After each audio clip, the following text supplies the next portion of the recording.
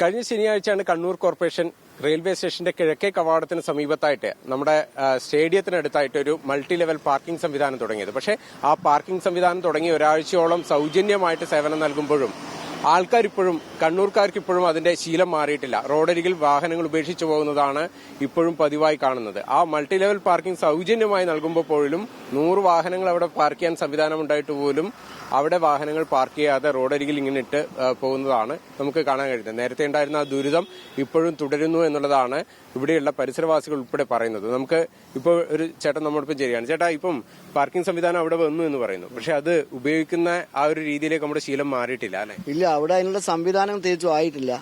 അവിടെ അത് ഉപയോഗിക്കാൻ പറ്റുന്ന ആൾക്കാർ അവിടെ വന്നിട്ടില്ല. അതിന്റെ മെക്കാനിക്കും കാര്യങ്ങളായിട്ടുള്ള ആൾക്കാർ വന്നിട്ടില്ല. പിന്നെ ആരും അവിടെ വർക്ക് ചെയ്യുന്നില്ല.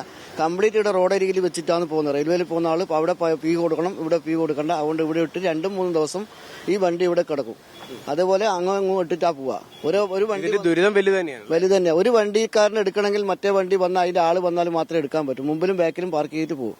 നമ്മുടെ ആ ഒരു കൾച്ചർ മാറുന്നില്ല, തീരെ മാറുന്നില്ല. അതുമല്ല, ഇതിനൊരു സംവിധാനം വേണം. അതിനോട് ഒന്നുമില്ലെങ്കിൽ ഇവിടെ ഒരു പാർക്കിംഗ് ഫീ വാങ്ങിയിട്ടെങ്കിലും അതിനുള്ള സംവിധാനം ആക്കണം. അത് മാത്രമേ കോർപ്പറേഷൻ ഏറ്റവും കൂടുതൽ വരുമാനം ഉണ്ടാകുന്ന ഒരു സംവിധാനം ഇത്. നമ്മുടെ പഴയ ബസ് സ്റ്റാൻഡിലും ബസ് സ്റ്റാൻഡ്, ഇവിടെ സ്റ്റേഡിയം കോംപ്ലക്സ് കംപ്ലീറ്റ് ഈ പാർക്കിങ്ങിനുള്ള ഫണ്ട് വാങ്ങിയാൽ തന്നെ കോർപ്പറേഷൻ നല്ല രീതിയിൽ മുമ്പോട്ട് കൊണ്ടുപോകാൻ പറ്റും. അങ്ങനെ ലക്ഷക്കണക്കിന് റുപ്യന്റെ ഇതാണ് ഇവിടെ വരുമാനം നഷ്ടപ്പെടുന്നത്.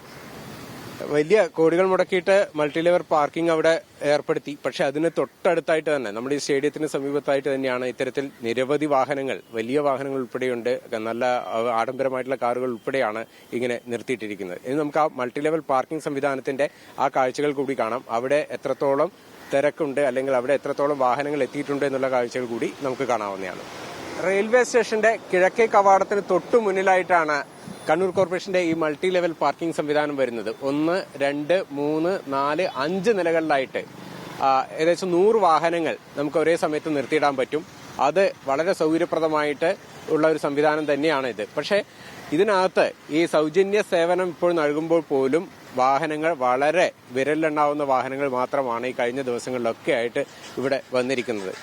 ഇതിന്റെ നിർമ്മാണ പ്രവർത്തനങ്ങൾ പൂർത്തിയായി എന്ന് പറയാൻ കഴിയില്ല. തെരഞ്ഞെടുപ്പൊക്കെ പ്രഖ്യാപിക്കുന്ന ഒരു സാഹചര്യത്തിലാണ് വളരെ പെട്ടെന്ന് ഉദ്ഘാടനം പൂർത്തിയാക്കിയത്. ഏതായാലും വരും ദിവസങ്ങളിൽ ഇത് ശരിയായ രൂപത്തിൽ തന്നെ പ്രവർത്തിച്ചു തുടങ്ങും.